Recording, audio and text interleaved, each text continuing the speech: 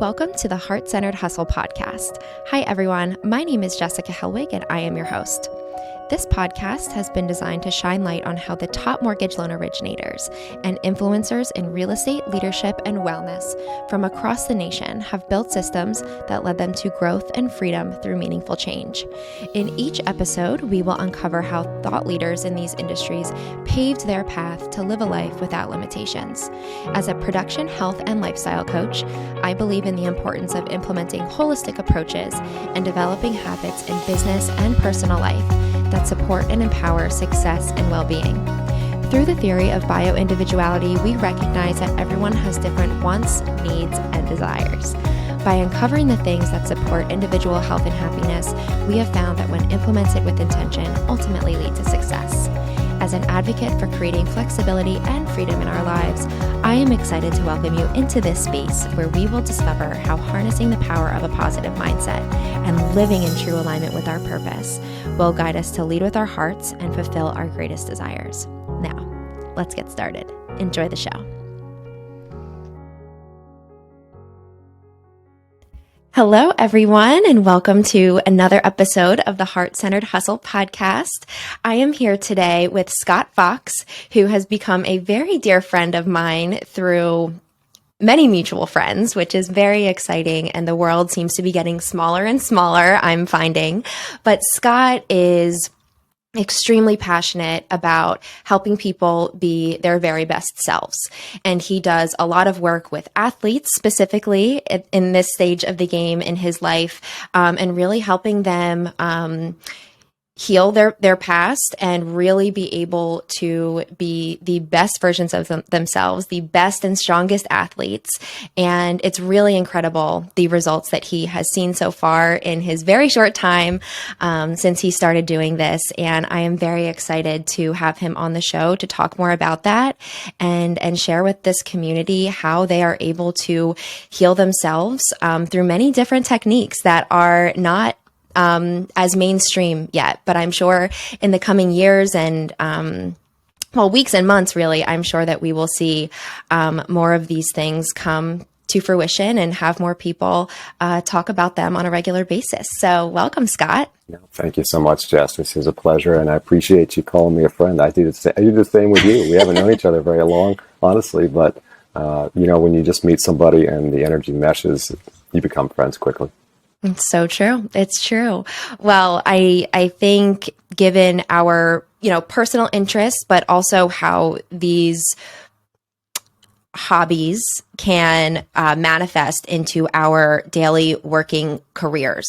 Yeah. And I've just found it to be very inspiring what you are doing with the athletes and different universities that you're working with right now in terms of emotional freedom techniques. And I would be very interested to hear and have you share where all of that came from. I know that you were in commercial real estate for 30 years, and now you've really made a transition into a different space. And, what are you doing now with these different types of techniques, and what is your purpose in creating awareness around all of this? Yeah, wow, there is a lot there. We can break it down.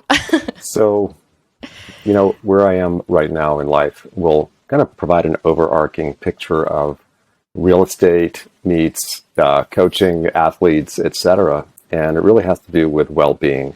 And so that's a personal story that I'll talk about. And it's also a story of where we are as a species right now. Humanity is in need of well-being. One can say we always are. It's different now, though, right? We sure know this. And even before pandemic, those of us who were really aware of things, we saw there was brokenness out there. And so, there's a lot to this. For the last 12 years, I've been working with athletes of various ages across different sports, a lot of baseball, and that's kind of been my platform in life. I played a lot of sports growing up, but baseball I ended up playing in college. And,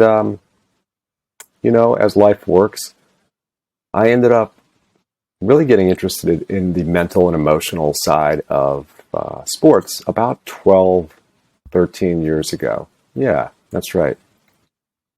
My daughter was about 9 And pause there for a moment. So now she's 22 and she's about to graduate from the University of Virginia. And I'm so happy for her. And she's about to start a new chapter of her life. And very proud of her always. Wonderful. And I have a son also who's still in college. And of course, I'm proud of him too. And he's an athlete. And we'll talk some more about all of that. But, about 13 years ago, I said, my daughter wants to play baseball with the boys. Cool. And I will end up being her coach. What could I do to provide the best coaching possible for not just my daughter, but everybody? And I had at that point, even before having kids, I had probably coached youth sports for, oh my goodness, at least 20, 25 years at that point, because I was lucky enough to have a father who coached youth sports and I was his assistant as a teenager. Yeah. So I'd been doing it a long time. And I wanted to be, better and better. And I guess that's how athletes and curious people are.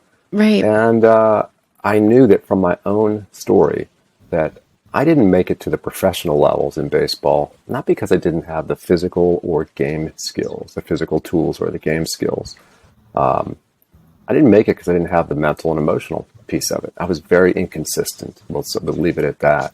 And so I would have scouts look at me one day and I looked great. And then they'd look another day and, I did not look great. And, that's how it goes. And I got hurt my senior year in college and I didn't get to play and got sick after that. And it's like, oh, okay, it's time to move on. And so the athletic career can end really quickly. And that's fine. But it left a void for solutions that I didn't have when I was a player. And I wanted to fill that void. And so I dove in commercial real estate. There was a very nice recession happening in 2009-ish, 2008 to 2011, in that range. And I had a lot of time on my hands. And so I read a lot. I looked on the internet. I found mentors. And I found a lot of cool things that could actually address sport performance via mental and emotional work or processes. Mm-hmm. A lot of them, though, were not appropriate for what I wanted because I wanted something that was, my criteria really hasn't changed very much over time. I want it to be, at worst, a benign use of time. Okay?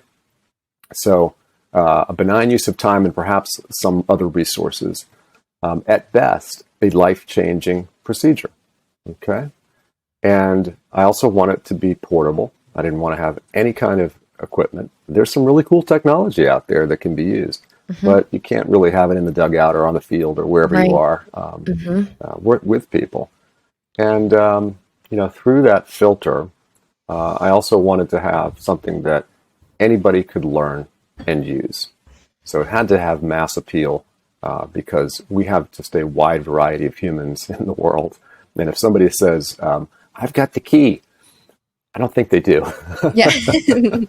There's lots of doors that need many keys. That's exactly right. And so I found things. And one of the things that I really liked was EFT. So emotional freedom techniques is what that EFT stands for. It's also called tapping because it looks like we're tapping on part of ourselves as we go through a certain process that I would be happy to walk you through and your listeners through and hopefully provide some benefit. A lot of cool things to say about EFT. Other processes that I like are definitely valuable. But breath work is ancient, and I always tell people that if you had a great machine and you wanted somebody to use it, would you hide the ignition, the starter? No, you put it right up front. And that's what the breathing is. It's so obvious that it's right in front of us. Yeah. But we sometimes forget to use the things that are the most obvious. Like it's such a simple thing that it can be overlooked so easily. Absolutely. And so I like simple and powerful, right? That really is great. And so breath work is there, postures. I mean, little kids, you can teach them how to stand. That changes their energy. Those are just great low-hanging fruit that every coach, every parent, every person should be aware of. And the ancient people knew this. This is why yoga exists. Our body posture, can change the way we interact with, a couple say spirit or just the world, whatever you want to do it. The way we use our bodies really is valuable. So, again, how did I get into it? Was ostensibly because I wanted to be a good coach. But I quickly realized that this was good for me. So Healing for you, yeah, at the exactly. same So as I time. was trying to help other people, I was helping myself. And that's a beautiful Wow. arrangement that the universe has put in front of us. Hmm. And that continues to be the case. So, with real estate too, I saw that there's an opportunity to use real estate for overtly for the healing of humanity, people. Hmm. And honestly, that is not how the industry looks at life. There are Can you, some oh, some dreaming architects out there who would love to create something that might achieve that. The money side of it, though, is that we look at real estate as a financial vehicle. And so it's a true. financial vehicle has to have an investor who wants a return immediately that's commensurate with some other type of investment. And it Hmm. becomes this whole discussion of return on investment.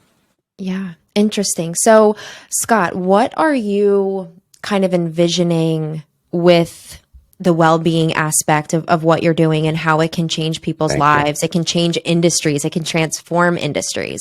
And the Yeah. commercial real estate, residential real estate industries are massive. And to think about how these different techniques or just well-being in general can shift different ways of being or operating in such huge, powerful, important industries in our society. What are you planning or trying to create in terms of, transformation Yeah. Great. in these spaces? Great question. And so the big vision that I have is that these techniques have been proven to work. And we'll talk about what work means, but let's just say they benefit people. What we need to be now are good messengers of this. So that's what I'm trying to do through sports. So if we have kind of a hub and spoke vision here of a diagram, in the hub are these techniques, and we'll call it the optimized happy human feeling. And we want to spread that throughout all parts, all avenues, as many avenues as we can throughout our country and the world. And I've chosen, because I'm familiar with these, sport performance. So we have athletes in our society. Athletes are revered, probably more than they should be, but they're given a lot of respect. And we have academic institutions, been around for hundreds of years, doing that kind of work. They're respected. We have corporations. I have a venture I'm working on now in corporate wellness.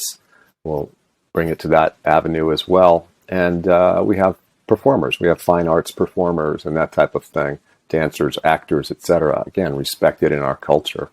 And if we can get those groups to start to create cultures where these types of procedures, like tapping, are used on a regular basis, man, we will have ourselves a very different world, and a lot of happiness and success, and people will start to rediscover, the things that they actually can do instead of Wow. going through life like all of us do at times through fear and being Right. held back. Yeah. And a lot of that, I think, probably stems from how we're brought up and the influences that we had and, the things that go on in our life from a very young age to, where we are today. And sometimes it's hard to look past the fear and really tune into yourself and who you are and what you really want. And I think consciousness is something we talked about earlier as well. Mhm. A lot of times it's hard for many people to be very connected to themselves on that level where they're able to really heal and live the life that they truly want and Yeah, perform at a super high level because of it. yeah, you hit on so much there again. There's, so yeah, how we're raised, the socialization of human beings is a funny thing because other animals, our animals, are born and they can actually do things really quickly. You've all seen that horse be born and it can stand up all of a Right. sudden. Hmm. And humans, we obviously can't do that. And so we're very helpless in a physical way in this very physical world. And so we have to give up our I'll call it our innate divinity that we come into the world with, where we are this beautiful, perfect creature who comes in. And eventually, very quickly, though, we have to realize that if we're going to interact with this world, we have to get the assistance of other people. And so we have to really succumb to the wishes and desires of these other people, generally our parents, Right. and our family, and then our teachers, etc. And when we are ages, well, really in vitro, through age 5 or 6, our brains are so good at receiving information. They are not set up, though, for context and processing. And so as kids, we get programmed with these called survival skills. They're coping mechanisms so we can survive. And that's great. They do get in the way, though, when you're an adult and you want to go have fun things, do fun things, what could be fun? Really, this is fun. But there are a lot of people who would rather, die than to have public speaking. Yeah, right. That's what they say, is that public speaking is the most fearful thing for people. But that's only because of programming. There's nothing innately dangerous about speaking in front of anybody or any number of people. And so the survival skills are really what I spend a lot of time on with people, because we're like that fish in the ocean who doesn't even know that they're in water. And we just go along in the day and we accept that we have limitations, and it's really not true. It's really about programming. And would you say that would stem from past generations in terms of, generational trauma and how that can impact, family member after family member if it's not resolved, if it's not, made consciously aware to our personal selves? There's no way for us to process that if we don't have the awareness around it. Oh my gosh, you get such a great statement. Thank you for bringing that up. Yeah, the intergenerational trauma that are out there. And again, this affects people in sports. I mean, this affects everything. Science is catching up with this. I think the ancients probably knew this. There's some passage in the Bible that says, the sins of a father are felt 4 generations down the line. Wow. And, you kind of say, oh, I kind of understand that. The reality is that we've done experiments now using mice, these poor little mice. A mouse has like 98% DNA, the same as humans, so they get subject to our experiments. And the famous experiment there is to bring about a fragrance, I think rose petal fragrance, to the mice, and then unfortunately agitate them with an electrical shock at that time when they're feeling this or this odor is in their presence. Do that enough time, and then they're conditioned. Okay, not just in a kind of behavioral way, but in a real, they call it epigenetics. So the genes get expressed different ways depending on how, again, things have been programmed. And our DNA, it really is not this, in concrete set of blueprints here. It can be interpreted. And so what happens is they let those little mice breed who are now afraid of that rose fragrance. And then they let the next generation breed and the next generation breed. And so 3, 4, 5 generations, you expose those new mice to rose fragrance and they're still very scared. Wow. Yeah. So imagine these cultures, and I think at this point, it's almost all cultures around the world that have had hundreds, if not thousands of years of war. I think of the Middle East, and I would suspect that, without kind of cultural rituals to help purge and get back to a normal homeostasis, that people are just set up to fight because that's how their genes are being expressed. And then when you start to layer in the physical parts of this, what's the manifestation of that? My God. It's disease. Humans are not meant to be fighting all the time. We love cortisol when we use it in a game, but we got to shut it off during the day. That's not good for us. But we are in a cortisol-laden world right now. Everybody's, on fire. And, it's like that fight or flight response is going 24/7 for That's so it. many people. That's so many people. And, we self-medicate with all sorts of things. And so the procedures that I bring to athletes, and we'll talk about why I like athletes, are really cool because they can get us out of that. And these are the very same procedures, and this is important as I talk to universities. These are the very same procedures that are being used to bring people out of very serious situations like PTSD, post-traumatic stress disorder. And when I realized that, I thought, whoa, I am really bridging two worlds here, sport performance and mental health. And, 10 years ago, it was not that long ago, but people really still weren't quite ready to talk about mental health. And now they are. And so when I'm out in the world now, I'm just telling people when I go to universities and knock on their doors, I say, hey, I'm doing, mental health and emotional services for athletes to help them play better. And they're like, oh, that's great. Come on in. Let's talk. That's awesome. Yeah. Wow. So Scott, for our listeners, what are some tools for identifying and removing those undesired subconscious programs that we have internalized for our entire lives? Like, how can people start to reprogram their entire system? That is a great question. And so there's a couple of ways. Well, there's more than a couple of ways, but the two that come to mind for me is if I'm working with somebody one-on-one, and you're welcome to join me on this here. Yes, we're not going to diagnose you here. And I can't even use that word. That's the wrong word. But we're not going to delve into you on this. But you can join me tapping on the side of your hand, kind of this karate chop. Does it matter spot. which No, side? Doesn't. And it doesn't matter how many fingers you're using. It could be 1, 2, 3, 4. It doesn't matter. Okay. That's what I love about EFT. Also, is that it's very forgiving. It's kind of based on a cross between acupuncture and exposure therapy and talk therapy. And it really accomplishes a lot for lay people. I'm a lay person. I don't have a PhD in psychiatry or psychology. I don't need to, I don't want it. And interestingly, as I help teach this process, I'm an assistant teacher in the certification process. Oftentimes there are people with PhDs in taking the class. And so one may say, well, why? Why would some highly educated person want to do this?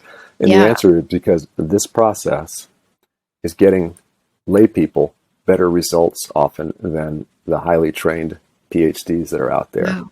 And there's no side effects, there's no drugs, there's essentially no cost to this either. Once you know how to do it yourself, you can work on yourself doing this. And so back to your question, how does one diagnose, wrong word again. How does one identify a limiting belief? So let's stop tapping for a moment here. Okay. It really becomes an awareness drill. And so what I mean is learning to tune into one's body, and the body will give you a reaction. So it may be something like, I am perfectly happy speaking in front of people. And then it becomes check in with your body. What just happened when you have somebody say those words? And they may not be in tune with their body. You might need to guide them into, hey, if you say, how are you feeling after you said that word? They may say scared or happy. I'm like, that's not a feeling. Okay, that's an emotion. I want to know what the feeling in your body is. Oh, yeah, okay. So they may say, I have a heaviness on my chest. I have a tightness in my gut. It could be people's hands feel funny, and that's great. So when one has that awareness of changes in the body, that is a signal of some type of limit, a limiting belief, a program that you don't want, because your body knows. The body is an amazing machine, and it's hooked up to so much, and that we are just still learning about. It is not just this physical thing. We are in touch with non-local mind, consciousness, all sorts of things that you and I can dive into. And so back to your question, it's a pretty simple procedure, but honestly, it's like anything. You could describe how to get to a restaurant, and people may still get lost along the way. You sometimes need to jump in the car with them and drive there. And then it's like, of course I can get here. Yeah. Same thing with the body, because it's not part of our culture right now where we immediately tune into our bodies. In fact, we're taught really not to. Right? Yeah. I'm sure you see it. Oh, I'm sorry. Go ahead. Now, I was going to say, you probably see it in your business, your world too, is like, we're up in our heads thinking of like the next thing to say. Mm-hmm. And there's some really cool people in the world who, if you watch them react, the first thing they'll do would be like, they check their body, and then they speak. Yeah. Yeah. Well, I think our society is always so go, go, go. And many of us, I feel like I hear this all the time where people, and you just said it too. It's like we're ready to say the next thing and not totally internalizing and truly hearing, active listening to what the other person could be saying or trying to portray to us. And I believe when you were talking about earlier how we, are programmed from such a young age, we unconsciously create these walls and now wear armor over our entire body to try to protect us from the things that make us feel scared or not safe. And to be in a space now with you where we can talk about these types of things and really start to identify what are those limiting beliefs or subconscious programming that is no longer serving us, and how can we remove the armor to really free ourselves from ourselves. And that can be a difficult thing to do if you don't have resources like this or the awareness or consciousness to take those steps. Yeah, you're right about that. 100% is that there needs to be a cultural shift, and that's part of what I like. It's a lot of why I like going out to the world and using EFT, because it is truly using body, and athletes love to use their body. Most of them don't want to sit and talk in a traditional talk therapy session. I've talked to enough athletes on university campuses and others as well, and coaches too, that say, I don't do that. I just don't find it useful. Mm-hmm. And so we're in an evolution now of all of this. This is really exciting times. I just discovered that the founder of cognitive behavioral therapy, which has been the traditional use, kind of the gold benchmark for the last 60 years at least, 70 years maybe, was a graduate of Brown University. And I'm a graduate of Brown University. And he was not a psychologist, he was not a psychiatrist, and neither am I. And he just passed away. I think he was 100 years old. His name was Daniel Deck. He was actually a medical doctor, not specialty in anything related to psychology, but he was curious and he really enjoyed all things neuro, and he had an opportunity to learn about it. And he looked at the Freudian method of kind of expository, if you can find something, it will heal itself. He looked at that as he didn't believe in it. He did it because that's all that was around, but he just wanted a better way. And so he created CBT, cognitive behavioral therapy, and had great success with it, and it became popular, and it just permeated everything. And I think we're now at the next phase. I just read a prediction, if you will, by a UVA, University of Virginia professor, and she said that the treatment of mental health will be done by lay people who will learn procedures and be able to implement it successfully. And I just paraphrased it all. But when I read that, I was like, wow, been doing that for 12 years. Yeah. Wow. And that is exactly what I want to have happen as well. Is I spoke at the American Baseball Coaches Association annual convention in January, and I was up on stage, and I challenged coaches, and I said, if you think that the institutions for which you work are going to solve this problem, you're wrong. It's not happening now, and it won't happen in the future. And it won't happen for basically political and budgetary reasons, as well as not using the right tools. And if you go to my website, which is thechampionplaybook.com, you can see that full video. It's also on YouTube. Cool. And, there's a lot of reasons out there. And as a parent of kids in college and one of which is still an athlete there, I was kind of horrified that the universities acknowledge that there's an enormous problem not just with athletes, but with their entire student population. And they really don't know what to do. And I appreciate their honesty. I've really liked speaking with administrators. And so I'm trying to propose to them that the processes that I've been using successfully for 12 years can easily be taught to coaches, players, trainers, and that should be the go-to. Will there still be psychologists? Of course, and you have them on staff, and they'll interact with the students in an appropriate way when needed. We just need to be a little bit more sharp with our skills as coaches and trainers now, because that's just where we are. And I say they're the ones who are going to do it because they have the most access to the players. And I look at a practice or game, and what do you do beforehand? You get warmed up, whatever you want to call it. And they do a lot of physical movements. They try to get their blood going. They may even be really sophisticated and work on their nervous systems overtly and work on HRV. And what's missing out of that is, a mental and emotional piece of a warm-up. And so it's really easy to just work that in there. I say it's easy. It's easy to me because I've done it. Right. And I know that from an existing traditional coach's standpoint, they're like, we don't have time for that, and I don't believe in it, and there's a lot of things. And the great irony is that if they worked with me, they would have removed those limiting beliefs so they could implement. Right. Oh my gosh. Scott, you hit on a couple things that I want to address. So 2 things, I guess. So it's no secret that mental health and suicide is a really highly discussed topic in this day and age.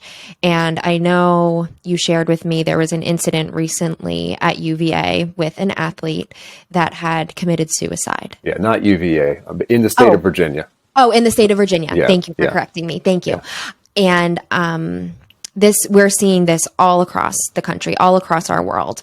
And what you're doing here in terms of creating this movement of bringing awareness to universities, to trainers, to coaches, to, anyone that you're able to really get in touch with about these issues is really important. And the fact that they are able and willing to listen is incredible, because we need these people. We need advocates for children, for athletes, really for all of us, because it's something that affects each of us in some capacity. What is your process in going to different universities and speaking at the coaching association? How do you go about doing that? Yeah, how I go about doing it is to first have a passion and a dream. And I bring that up because this is, how things come into the world. We all start with a non-physical side of us, and we can have long conversations about who's really coming up with the idea. But let's say that I came up with the idea to do this. And the process really is talking with people and just kind of feeling into it, dreaming, and then taking some action. And that all sounds so simple. There are all sorts of emotional blocks along the way. And I use all of these processes that we're going to talk about today to help myself get there on that. And, this is the part that I used to be a little bit embarrassed about, right? Is that how can a mindset coach, or whatever kind of coach you want to call me, I'm not even sure what the right title is, have, blocks? Don't you just cure everything? And aren't you, the Buddha all of a sudden? And the answer is no. And I promise you that every kind of thought leader out there, whether it's, Tony Robbins or Joe Dispenza or, the Dalai Lama, etc., they all have the same issues because we're all built the same way. And we can create less and less of this, these inhibitors over time. And that's the cool thing. We have this neuroplasticity, and we have, all sorts of other things that can occur for us to help us get where we want to go. Wow. That's what I do, is I get myself in a state where I realize that there is a higher level that is helping me. And, I grew up with scientists. My parents are both scientists. My dad has a PhD in physics. My mom's a biologist. And, I was raised that no, you only believe what you see that can be proved through science, and that's not who I am. And Total so, opposite. yes, that's right. And so I go out into the world with the knowledge or the faith that there is, more to it, and it doesn't have to even be a traditional vision of God. It is a understanding that at least a belief on my part, that we have access to more resources than the 3D resources that are in front of us. And I didn't think the conversation would go this direction. You're good, Jess. So, you asked what's the procedure. That is, and then I get myself into a state of being, and I knock on doors. Literally, I was in New York City yesterday, and I was knocking on doors of major universities and calling people and saying things like, "Hey," on their voice, machine. "Hey, I'm outside this door and at this building. Could you pick up and call me?" Let me in, please. Yes, and my time in real estate prepared me for this, which I appreciate. Which is, you got to go through a lot of no's, and then I found somebody yesterday. I won't use the university name yet, but I found someone. And after it was probably like my 6th or 7th phone call and my 2nd building that I was in. Mm-hmm. And he's like, "Yeah, I'd love to meet with you. I've got some kids with me coming up shortly here for an appointment, though." It was a trainer, and he said, "Let me see if I can connect you with some people, though." And he tried, and he looked at my website in the meantime, and he said, "We definitely want to speak with you. We've been talking about this kind of thing, and we need to, set up a real meeting." It's like, thank you. So it's, it's not for the faint of heart what I do, because anytime you're out there spreading something new, you're going to meet resistance because, back to patterning and programming, humans love to do things over and over the same way. Mm-hmm. It doesn't even matter if it's the best way. Yeah. They just like a pattern. Change is hard. Yeah, change is hard. Dysfunction, if you do it enough, becomes normalized. Yeah. And that's what we have a lot of in our society right now. It's everywhere. We do things that make no sense, but we do it often enough, and we see good advertising about it, and they know how to push our buttons, and it just becomes, oh yeah, that's how we live. Yeah. Food comes in a plastic bag and it's wrapped up. It's like, no. It shouldn't be. Exactly. And so there's lots and lots and lots of examples about that.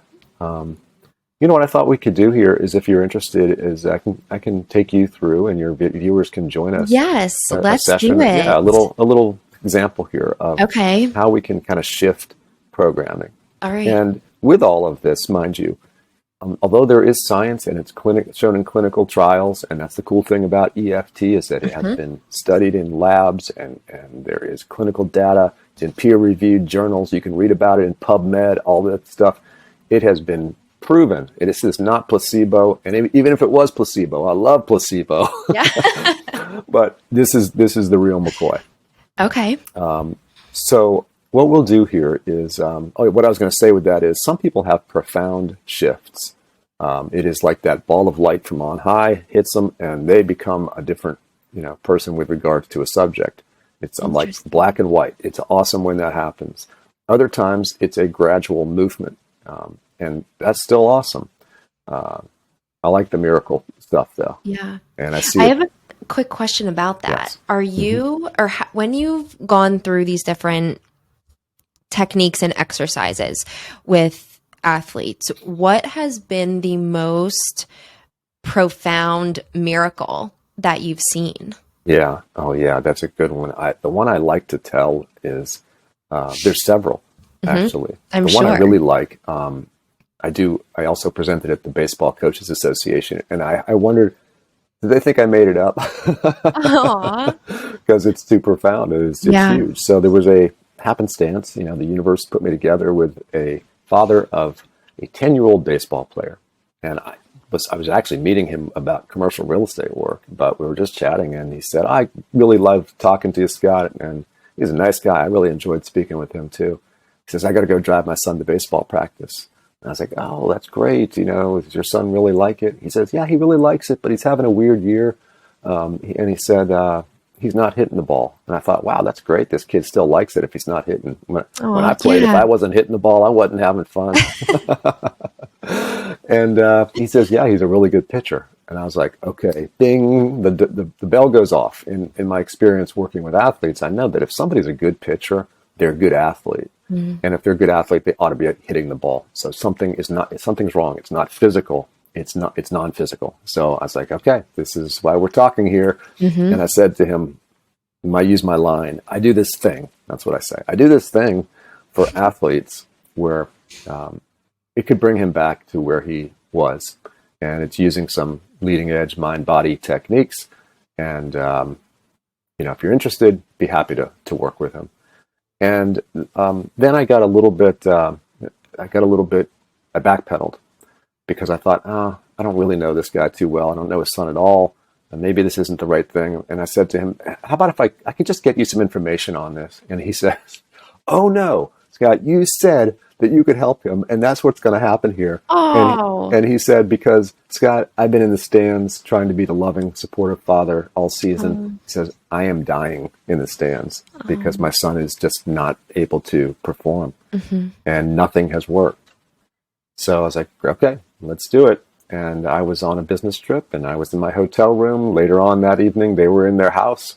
And this is pre-pandemic. And we did ourselves a Zoom call. We were out in front of it. And talking to this great kid. Oh, such a nice young man. And I said, would you do this while we talk? And I won't use his real name. I'll call him Andrew. And Andrew's doing this while he talks. And I just building rapport for a little bit with him. And then I said, so Andrew, tell me, when did the hitting stop? And he was like, first game. First game of the season. And first at bat of the season. And so I said, you just tell me, what happened. And as he's telling him, I said, I'm going to tap parts of my head and my torso, and I want you to do the same thing.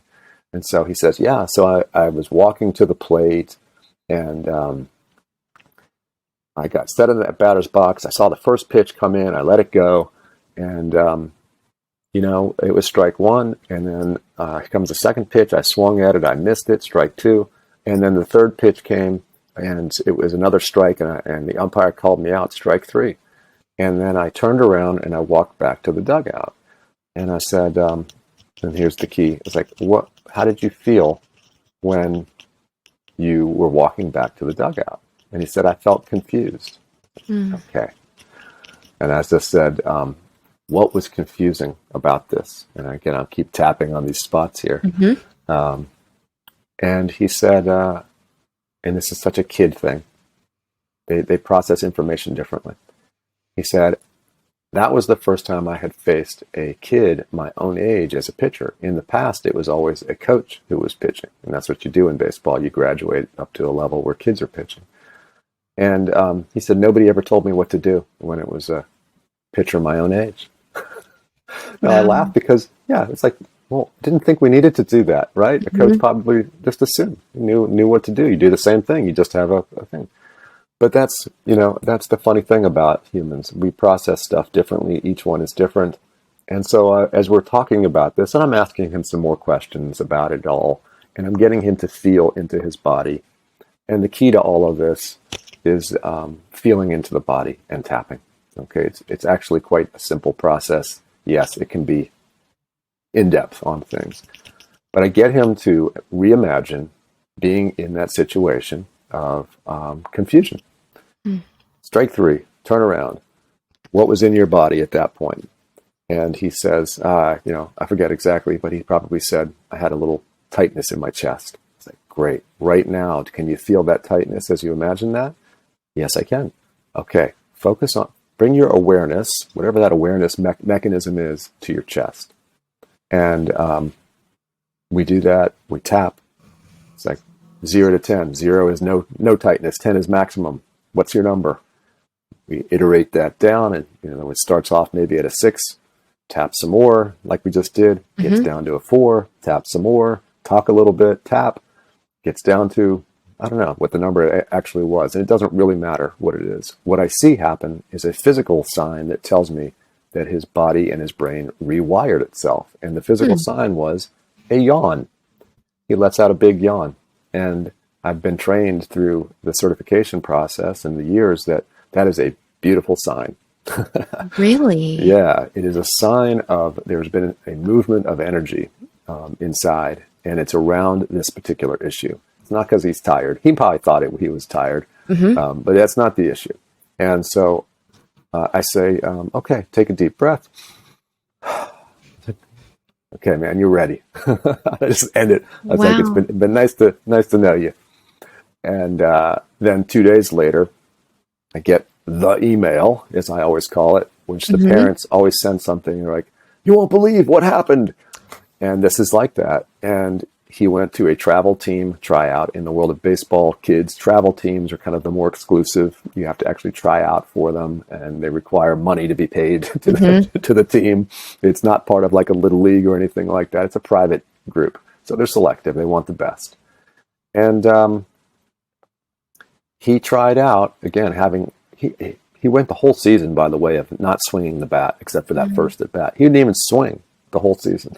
Oh my gosh. He had a batting average of 0. Yeah. And he went to that tryout, and he knocked the tar out of the ball. He hit great. He was rocking it to the fence. And the coaches who were at that event, that tryout, were the same coaches from his league who saw him petrified or doing nothing for the whole season. Yeah. Yeah. And they're like, where have you been? How did this happen? You know, wow. Because mind you, as a good coach, I know he had caring coaches. They tried everything. They put their arm around him. They gave him love. They gave him tough love. They gave him extra practice. All sorts of advice. The words, the cognitive stuff that we all say, relax, it's okay. I laugh because I used to do that too. And it just falls flat. All it does is make the coach think that they're doing something. It doesn't help the players. Wow. And so, he went an entire season of suffering. His coaches were suffering. And 20-minute session of this turned him around. And I checked in with his dad a year later or so. I was like, hey, how's he doing? He said, doing great. Never had any problems since then. And he knows how to tap. So he, if he needs it, he does it. And that's the beauty of all of that. So I love that story because, look, a 10-year-old, he doesn't have any kind of, he's not going to meditate. He's not going to have any cognitive tricks. I mean, he's just a kid. Yeah. He needs a mechanical method. And that's what I love about everything that I do is it's mechanical. When we do this, we're kind of tapping or even beating on our bodies. It's mechanical. We are converting mechanical energy into electrical energy. You've ever seen like a rock quartz get crushed under high pressure? If you do it at slow motion video, you'll see light released from it. Wow. Yeah. It converts that mechanical pressure into electrical or visible light energy. And the same thing in our bodies. When we're hitting ourselves, and I'm not hitting, but I'm tapping, it's sending a signal through the fascia, which holds us all together. We used to think it was just like kind of a net. Turns out it's actually a communication device too.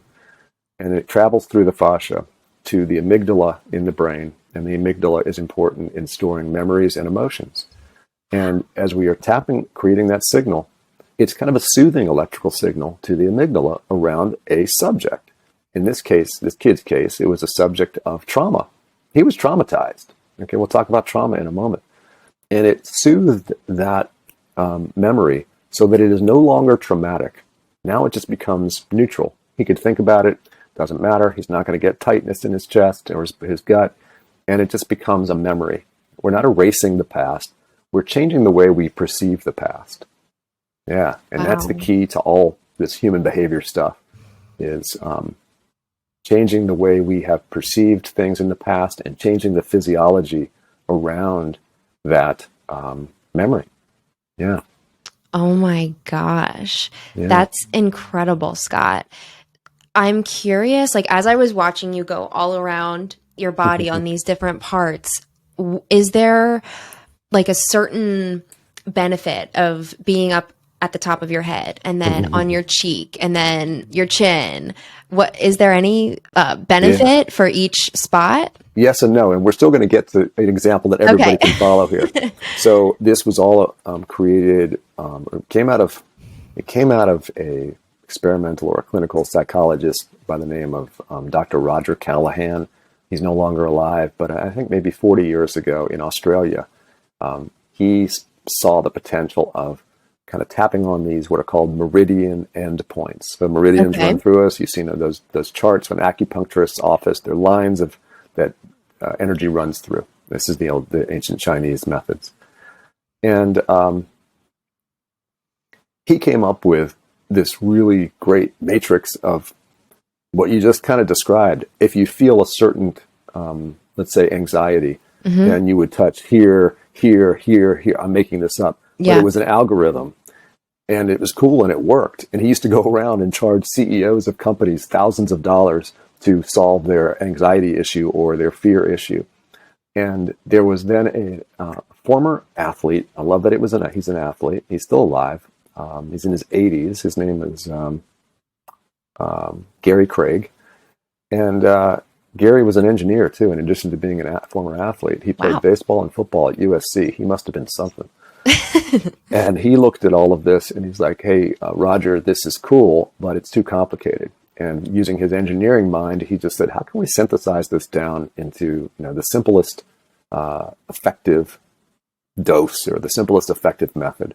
And what he found was that if you just tap long enough on all of the points in any order, you're going to get enough benefit that it will clean it all up.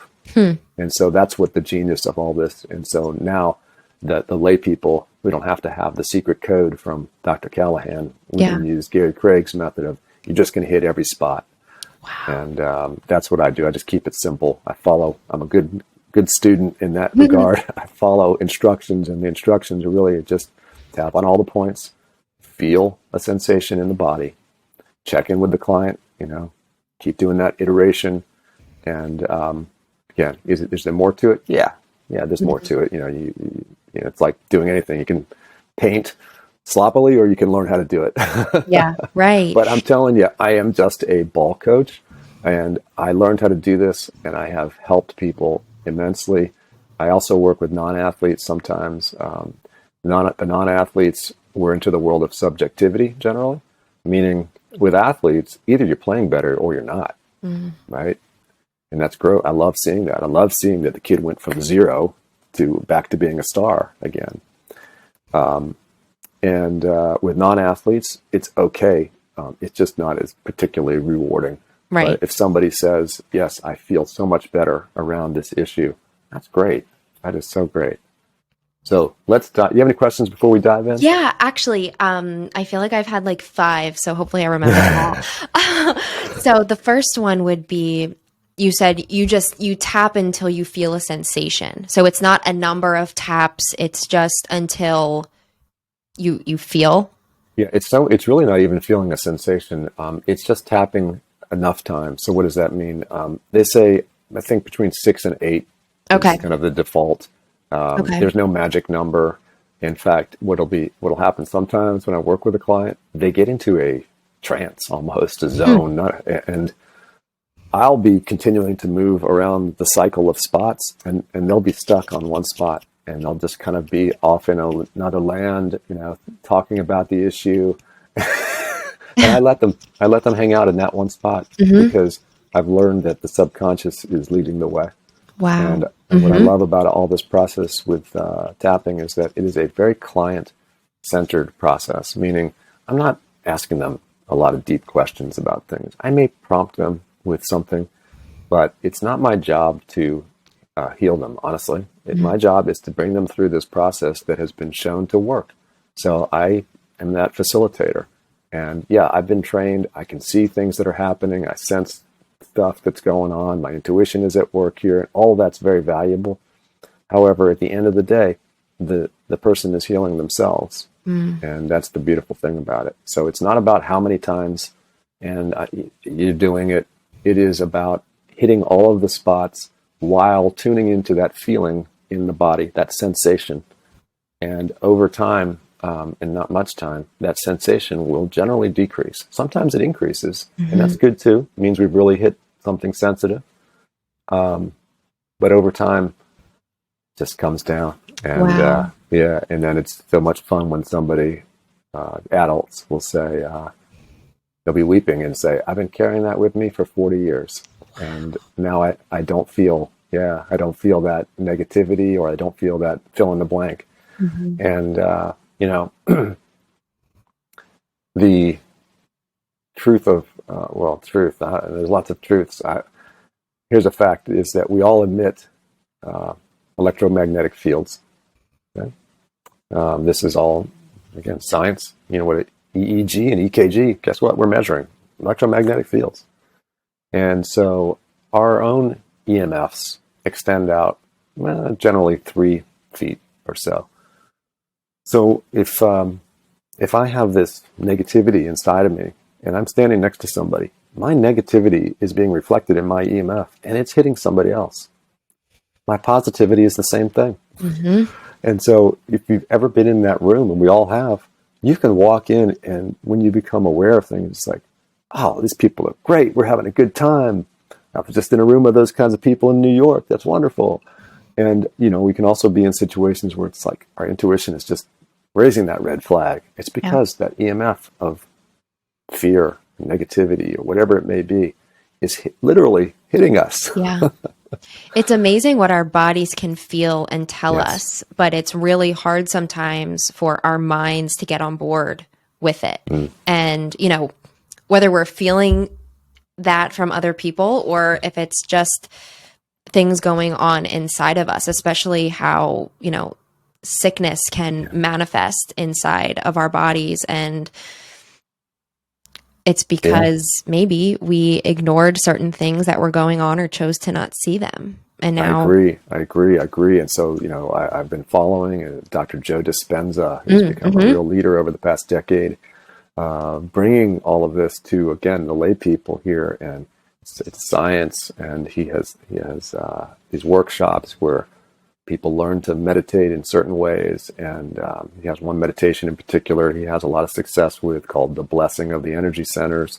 Oh. And he teaches this, and I've been doing this now for it's about a 40-minute meditation. Do it daily, do it twice a day, really, if you can, morning, evening. And people have had really, quote, miraculous healings from this. But it's not like some kind of mystical thing. It is science. It is the way we're built. Everybody can do this. It's just that we moved so far away from that in the, call it the Enlightenment that happened in society. And that's okay. I guess we had to go through that as a culture, but we forgot some of the ancient techniques that worked. And they don't require money, and they don't have side effects. And they have good side effects. They have good side effects, exactly. Yes, yeah. You might end up smiling more. Yeah, you'll be happier, more joyful. Exactly. Yeah. And so all of that is just so exciting. And I forgot your question, but we can do whatever you want. Okay. At this point. I kind of do too. Well, that's okay. So Scott, let's do a little exercise. Let's do an exercise here. So I would like you to think of a movie scene that is disturbing to you. It could be a horror film. It could have been a violent act that you saw on a movie screen. So there's lots of that in the world. It's even a benign thing. While you're thinking, I'll talk. I watched the old Top Gun. They're getting ready to put out the new movie Maverick, so they're showing Top Gun on TV. And I saw it, and I very rarely watch TV these days, except for I like American Idol. I love seeing people perform and all of that. It's just so much fun to see humans do those things, and they're wonderful talents. But I saw the Top Gun, and it's full of violence. It's got some great scenes and this and that. It's nostalgic, but there's missiles being fired and ships being hit, and so that night I had just horrendous nightmares. And so for me, as we go through this, I'm going to focus on. I have this one image of an airplane being struck by a missile.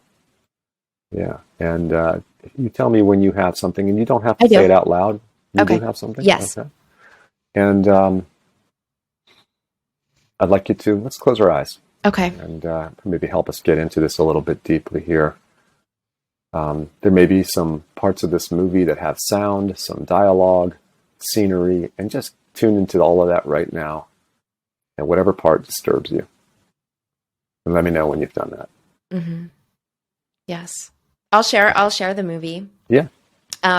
So in Avatar, Avatar? Yeah. Mm-hmm. Okay. So, okay, let's start over. So Avatar. In this movie, there is, this group of people that is trying to cut down this forest, this land that these people, indigenous people are living. And that really was traumatizing to me watching the movie at such a young age, thinking that people are being literally uprooted because they're trying to cut down all of the trees. And there's this one tree that is like so sacred to this group of people, and they do everything in their power to protect it. And I have imagined in my life so many times what happens if this could happen in my life. Like where would I go? What would I do? Where would the people that I love go? Would they be okay? And that's just something that, for whatever reason, has always stuck with me. And does that disturb you? It does. It terrifies me. Okay. Yeah. Good. All right. So I would like you to, you did a good job telling that. And as you told that, just tune into that again. And can you feel in your body yes. a sensation? Yeah. And what is that? And where is that? It, like my shoulder area and my back. It feels hot. Okay. And what was that? Got it. Perfect. I'm just going to jump in here. Okay. And so on a scale of 0 to 10, it's 0, no reaction. 10 is maximum, absolute, near tears. As you tune into it right now, not when you watched it the first time, but right now in your body, what number are you? 7. Okay. Good. Good. Okay. So let's open your eyes now and tap on the side of your hand. Yeah. And we're going to do something called a setup phrase. And this is this is clinical EFT, they call it. So we'll say, I'll say it the first time. Even though I have this image of the uprooted tree, you say those words now. I have this image of the uprooted tree. I'm just going to ask you to start off with exactly what I said, which is even though I have this. Even though I have this image of the uprooted tree. And I'm terrified of it. And I'm terrified of it. I'm okay. I am okay. Yeah. And then we'll say it one more time. And then the third time, you're going to use your own words. I'll do it again here. So even though I am terrified of this uprooted tree. I am terrified of this uprooted tree. And I have heat in my shoulders and back. And I have heat in my shoulders and back. I deeply and completely accept myself. I deeply and completely accept myself. All right. Last time through here, I will cue you, but you're going to use your words. Okay. Even though. And then you're going to state your problem, your issue here. Even though I feel extremely scared of this deeply uprooted tree, I know that I am safe and I am loved and I am cared for. Good. Go to the top of your head here. And I want you to give a label to this problem. So it could be this blank issue or this blank problem. What is that out loud? Can you repeat that? Yeah. So we're going to label this issue that you have articulated so well. I just want it to be 3 words. This blank problem. What's the blank? Could be something really simple. How about this tree problem or this back or anything like that? You come up with it though. Oh, yeah. This back and shoulder problem. There you go. Okay. Let's go to your eyebrow here. So it's the start of your eyebrow. Yep. The inside piece here. There you go. And by the way, anybody who's watching here, it can be one or two hands. It could be one finger, two finger. Doesn't matter. Okay. And as we were tapping, I want you to focus on the heat in your back. Okay. Should I close my eyes? Yeah. Go ahead and do that. And I'll just call out where you're going to tap. Okay. Okay. And just bring your awareness to that back and shoulders. And go to the outside of your eye on the bone. Yep. Again, bringing your awareness to your back and shoulders. And just say the words, these back and shoulders. These back and shoulders. Or maybe it's this back and shoulders. Oh, this back and shoulders. And go under your eye on the bone, right under your pupil. Yep. Again, bringing your awareness. And just say, this back and shoulders. This back and shoulders. Bringing your awareness to those spots. And now tap under your nose on your upper lip. And that little dimple, there you go. Say the words again. This back and shoulders. Yep, bringing your awareness to those spots. And now go to your chin. And it's that little spot where the chin changes direction. So it's coming down from your lip and then it kind of jets out. There you go.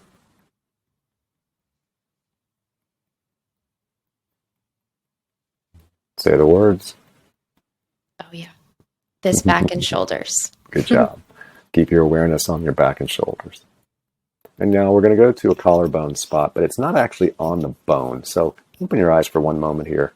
And see how your collarbone comes actually to my shirt, kind of has a notch in it. That's where our collarbones have a notch. To go to from the notch out about a half an inch to 1 inch. And you should be between some ribs at that point. Uh-huh. Yeah, and that's where we're going to tap right now. So when I say collarbone spot, that's what I really mean. Okay. Okay, and then bring your awareness back to your shoulders and your back.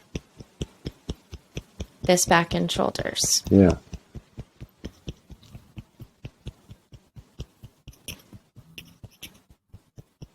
And just watching it. And again, throughout all of this, we're not judging the sensation at all. We're not trying to make it do anything. If it increases if it increases, great. If it decreases, great. We're just here doing a procedure. And the procedure is, for everybody who's listening, bring your awareness to that part of your body that's reacting to a memory, in this case, shoulders and back. Feel it, watch it, tap.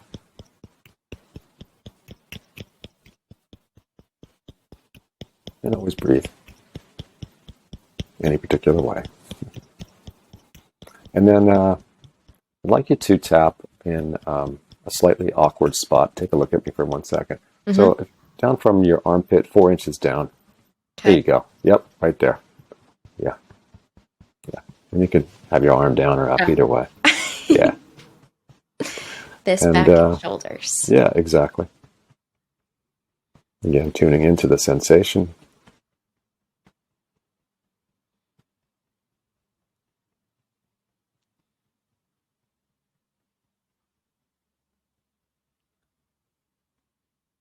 By the way, what is when you notice your back, and throughout this process, if you have anything that pops into your mind, even if it's unrelated, respect it. That's your subconscious kind of releasing stuff. Mm-hmm. I should have asked you that earlier. Has there been anything, thoughts that come up? If they're too personal, you just say yes, but I don't want to talk about it. Yeah, I think there has been, and I'm curious what your thoughts are on this. I think I read this somewhere a long time ago, but I believe that I have like my whole alignment of my body. Oh, sorry. Yeah. I think the whole alignment of my body is off. And what I read one time was, if you've had, like, growing up, no one grows up in a perfect household, but in this book or magazine article, whatever it is that I read. Go back here. Our bodies if there is like childhood trauma, I'm sorry, I'm trying to articulate this. Yeah. It manifests in our hips for Mm-hmm. children. And I never really did more research on that, but I know that my hips are out of alignment. And I notice it when I walk, and I feel it like in my back and shoulders sometimes too. That there's just like this discomfort and it doesn't feel normal. Or maybe I'm just noticing it or thinking about it too much or trying to make it something that it isn't. I don't know. But I'm not sure if you've ever heard of that. Yes. You have? And you're doing a good job. I'm focusing on your tapping right now. I want you to tap on the so you got a cuticle on the back, on the side of your thumb at the base of your cuticle. Yes. There you go. Yep. Yep. And I tend to do it like this, but it can be done like this. Either way, it's this spot. Okay. It's there. Yeah, that's good. And so as you, I'd like you to tune into those hips for a moment here that are out of alignment. And go to your index finger now. Same thing, yeah. And just ask. I want to ask you a question. What's the worst part about having hips that are out of alignment? Don't think too hard. I feel like I can't stand up straight. Yeah. And by not being straight, I feel like I'm all out of whack. Yeah. And go to your middle finger and tap on the side of it, the same way you're doing. And as you think about being out of whack, out of alignment, what emotion comes up? Again, don't think too hard. Sad. Yeah. And scared. Yeah, sad and scared, exactly. And so now tap on the side of your pinky. Yep. And as you think about sad and scared, what part of your body reacts to that? To let you know you're sad and scared? My gut and my back. Yeah. Focus on your gut and your back.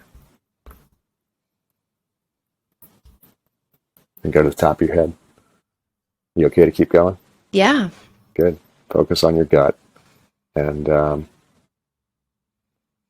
just say, I'm sad and scared. I'm sad and scared. And why are you sad and scared?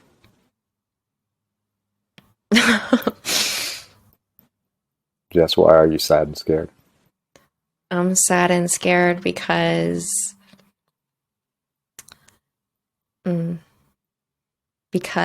I am worried I'm not going to be good enough for the people that I love or that love me, that I always have something to prove. Gotcha. Good. Hold on to that. And tune in. As you said those words, what part of your body is reacting? My heart. Okay. Let's focus on your heart. And as you focus on your heart, 0 to 10, 0 is no reaction, 10 is maximum. What number comes up? Again, don't think too much. 5 or 6. Yeah. And go to your eyebrow spot. And you talked about being enough for the people that love you. Yeah. Just say, I want to be enough for the people that love me. I want to be enough for the people that love me. And focus on your heart as you do that. And go to the outside of your eye on that bone. Focus on your heart. I want to be enough for the people that love me. I want to be enough for the people that love me. And under your eye. And Jess, if you're interested in keeping going on this, again, whenever I say things, don't think too hard. Let your body tell you the answer to it. And if you don't want to speak something, it's always okay just to say, yep, I've got it, but I'm not going to say it. Okay. And as you think about, I want to be enough for the people that love me, what was the first time you can remember not being enough for somebody that loved you? I can remember. Gotcha. Let's go to your lip and just remember that moment. And go to your chin. Again, focusing on your heart. And your collarbone spot now. Yeah. And focus on your heart.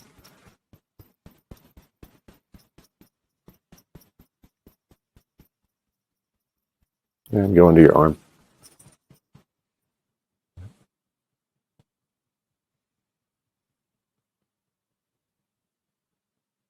Doing a good job. Go to the top of your head.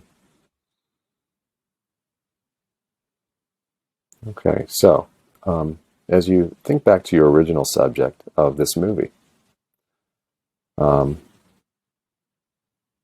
want you to picture that scene. And while the scene won't change, tell me what's going on in your back from 0 to 10. 0 is no reaction. 10 is maximum. What's going on now? Like an 8 or 9. And it feels like really heavy. And I'm wondering like how I'm gonna like go on because it feels like so much weight. So we have a choice at this point is we can put this energy in a box and work on it later, or we can keep going with it right now. It's totally your choice. Oh, can we do a part 2? Yes. We'll have to do a part 2. Yes. So what would you like to do then on this right now is to store it away for future work? Yes. Okay. So I'd like you to take a deep breath with your eyes closed and stop tapping.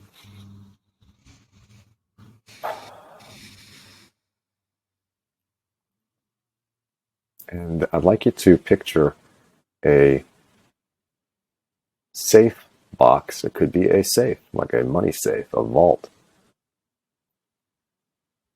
or a plush box that you get to create with velvet, whatever you like. And only you are going to have the key to this box, and you're going to open it now. And I'd like you to imagine that energy that was on your back related to the various issues. And when you've got a picture of it, let me know. Got it. Okay. Now respectfully say thank you to that energy and place it in that box. Thank you. Yeah. Storing it away. Yeah. And I would like you to just be a little more detailed. I'm going to be more detailed and say thank you for protecting me all these years. Thank you for protecting me all of these years. Yeah. Very nice. And now wrap that box up in something that is impenetrable. Maybe it's, some magic rope that you can't get through, or maybe it's a chain, whatever you like. Okay. And lock it up. Only you have the key, and place it somewhere that feels right to you. When I do this, I place mine under a tree. Okay. Wherever you like.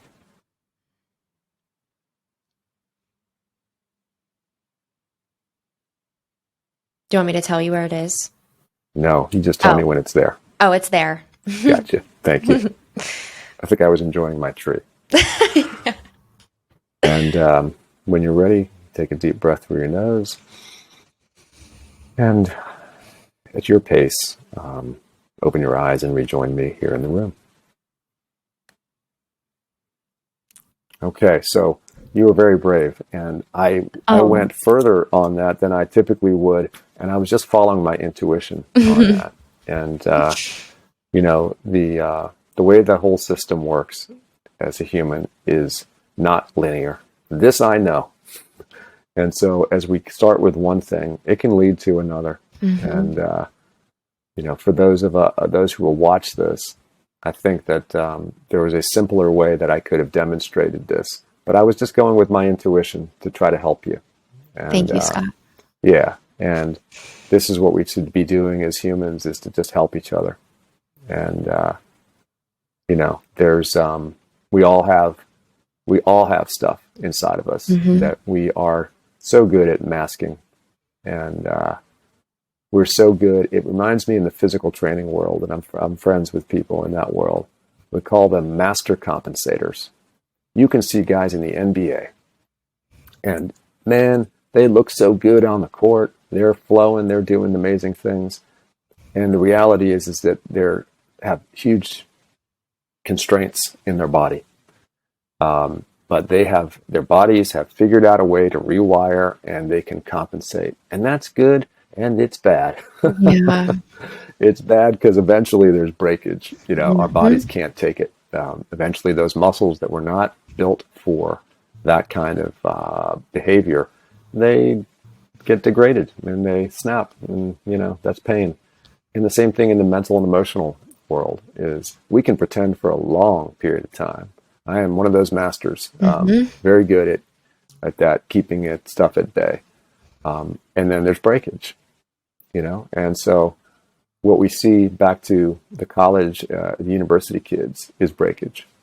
And when we're not addressing things on I think a deep, humane level, there will be breakage. And so what I mean is that we are pretty skilled at getting humans to do amazing things. You look at the elite forces, Navy SEALs and Army Rangers and all sorts of groups like that, and into elite sports, and university sports are elite. We can get people to do things. Lots of cool techniques out there, and I'm not saying they're totally inappropriate. However, if we're not addressing things on the deepest programming that's there, and we can, we're going to see breakage. The only question is, are we delaying it and so till it's somebody else's problem? Is that child going to graduate and then break? Or are they going to break on your watch in the university areas? And so I'm really hoping that the people in schools will have compassion for the kids and coaches and bring in these kinds of procedures that can be done. And we saw very quickly, there are layers to stuff. And I know that, Jess, if you and I continue to work together on something, you will have revelations that will occur. And, I'm looking forward to that. Yes. We accomplished a lot already today. maybe too strong of a statement of revelations. I always want to be careful. My enthusiasm for the procedure is very high. And so my expectation is that there's healing that's going to happen. And I mean that in a good way. I don't mean that to put expectations on top of somebody. I just know that when I reach my hand out to grab a cup, my expectation is I'm going to get it because I've done it so many times before. It's the same kind of expectation. Yeah. Wow. Scott, this was such an incredible experience. And I think every single time that we have a conversation, my cup just overflows with a lot of love and a lot of inspiration and just all of the good stuff. And I thank you so much for joining me today on the podcast. And before we wrap up, I am curious. I know that we talked about so much over the last almost an hour and a half. Oh my gosh, I did not know it was that long. We were having a good time. I know it flew by, but what is something that you're just really proud of? I know over the last, what did you say, 12 or 13 years that you've been doing this, you've done a lot, you've seen a lot, you've had incredible conversations. But what is something that you are just so proud of? When we talk about heart-centered, your work is heart-centered, and your mission and your vision is so big. And I just admire you for all of the work that you're doing and all of the people that you're helping. But what is something, when we really break all of this down, that you feel, really, really proud of that you've done? I'm getting tearing up just thinking about stuff. Thank you. There's a couple of ways to look at it. One is that in my life, I'm starting to, when I went on this journey with coaches that were working on me, I wanted to become more of who I am. That I've done that. That's number one, is that I continue to be on that journey. And it's a great journey. It is, again, not for the faint of heart in this world, because that's not how our culture is set up. And I think part of the challenge of having coaches and others implement this is that it requires one to do work on oneself. in some ways. True. Even if it's just tangentially. When we have this, dive into science for a moment here. We have these things called mirror neurons in us. When we see somebody else going through something, it affects us in the same physiological way. I mean, it's amazing. We're just kind of like staring at violence. We have violence inside of us. Or we're staring at somebody going through something, whether good or bad.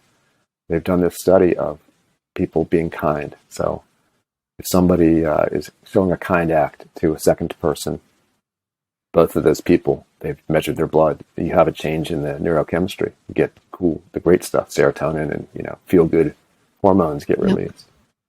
Yep. The third person who's watching those two go through that, they get the same thing. Yeah. And so, my journey I am proud of and humbled and, pained by and all of those things. But it's a good journey. And within my practice, there's one situation or one client in particular whose mother is actually on my website, provided a video testimonial.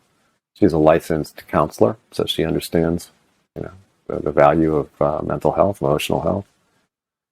And her daughter, her family had a tragedy, is that one of her children died, and unexpectedly.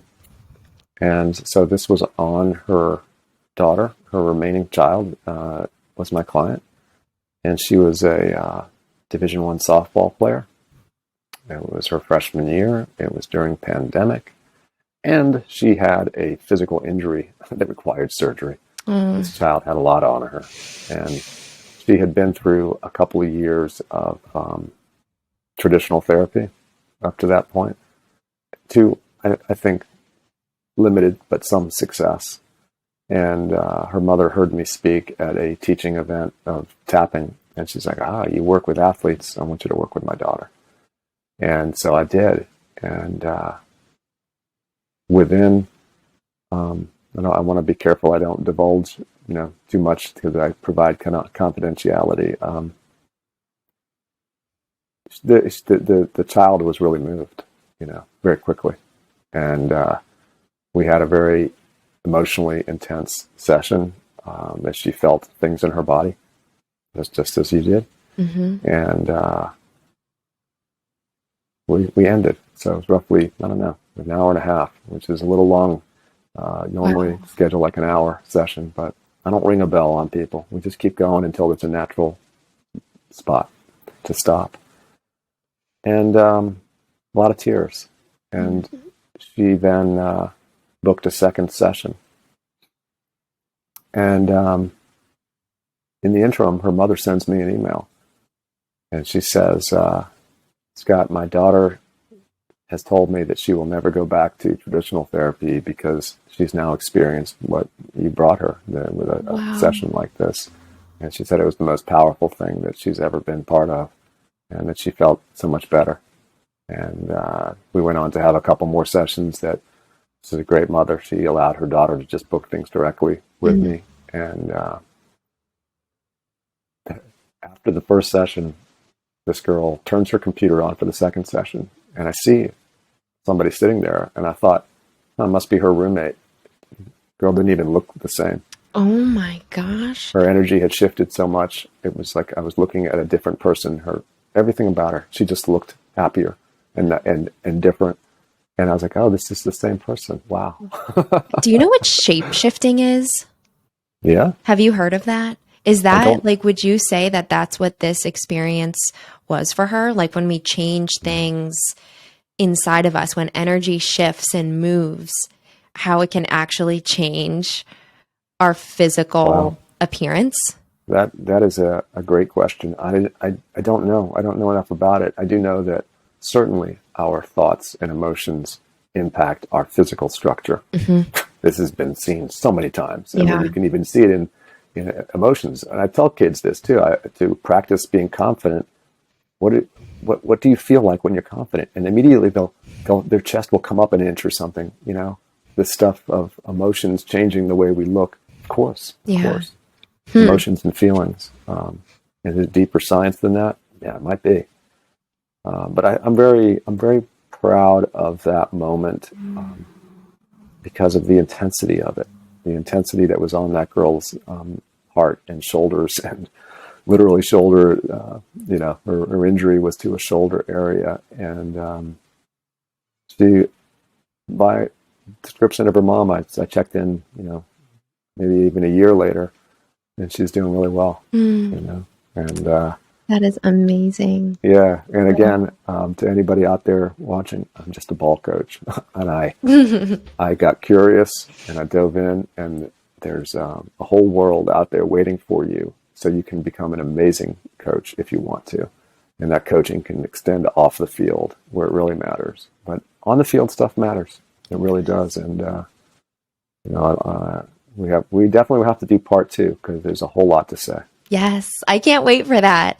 I can't wait for that, Scott. This was such an incredible conversation, and I thank you so much for your time. I know we are well over what we were probably intending, yes. And I would love for you to share with the audience, and I will include your contact information in the show notes so people can go back and reference that. But how can people get in contact with you if they want to learn more? About your services, and maybe just pick your brain. Yeah, absolutely, and I love doing that. I love talking to people about all of this. You can go to my website, and that is championplaybook.com. There's a contact page on there. You can also, if you want to anybody want to write this down, my email address is scott@coachscottfox.com. And again, all of that is on the website as well. And I'm on Instagram. I'm not a big Instagram poster yet. I need to be, because I think that'll help get the word out. But that is at coach_Scott_Fox. Okay. All right. Are you on Facebook or LinkedIn? I am on LinkedIn. Yes, okay. I'm on LinkedIn. My Facebooking is really not. I do have something there that people look at, and I keep saying I really need to put stuff up there so people aren't disappointed. Well, you have your other platforms, so that works. I do indeed, and it's all good, and it continues to evolve on things. And what I also like to do is old school meetings, one-on-one, and I love this call here for that reason. And I'd like to do it even, get this, face-to-face in person. Yeah, let's do it. It's like that's a thing of the past nowadays. Exactly. Oh my gosh. Yeah. Awesome, Scott. Well, thank you. Now I have 2 rapid fire questions to finally end this interview, and just say whatever comes to mind first, okay? What is your favorite color, and what does that say about you? Well, it's blue. What does it say about me? Well, honestly, what came up was, there's some sadness, and the sadness is really, it's leading me to an adventure. That's kind of what comes up. Thank you. You told me not to think too much. Yeah, so no, that's what's there, my friend. Perfect. That is perfect. And last but not least, what motivates you? Oh gosh, yeah. What motivates me is I love seeing little miracles, and just pushing a little bit. And what I mean is, I think the little miracles can be overlooked. I love seeing, like, if I smile at somebody on the side, walking down the sidewalk, and they smile back. Or even better yet, I love getting myself tuned up through some meditation or tapping or something. I know my vibe is good. I walk down the street and people smile at me first. Oh. And those kinds of little things are super cool, and I think they make a difference in the world. Yes. Thank you. Well, you are making a difference every day, Scott. And I'm so happy and blessed to know you. And I can't wait to have you on for another episode. I'm looking forward to it. Thank you so much, Jess. This has been great. You're a great host. Oh, thank you. Thank you, Scott. Thank you. I will talk to you later. Bye-bye. Bye. Thanks again for joining us for another episode of the Heart-Centered Hustle podcast. As always, I've been your host, Jessica Hellwig. Don't forget to visit us on Apple Podcast, Google Podcast, or Spotify, and check out my YouTube page. If you're a real estate agent or a loan officer and are looking for a change of pace or looking to grow your business, reach out to me at jhellwig@annie-mac.com. That is JHELWIG at Annie, ANNIE-MAC.com, or shoot me a text at 610-301-9706. And you can also find my contact info in the show notes below. Thanks so much for listening, and I'll see you next week.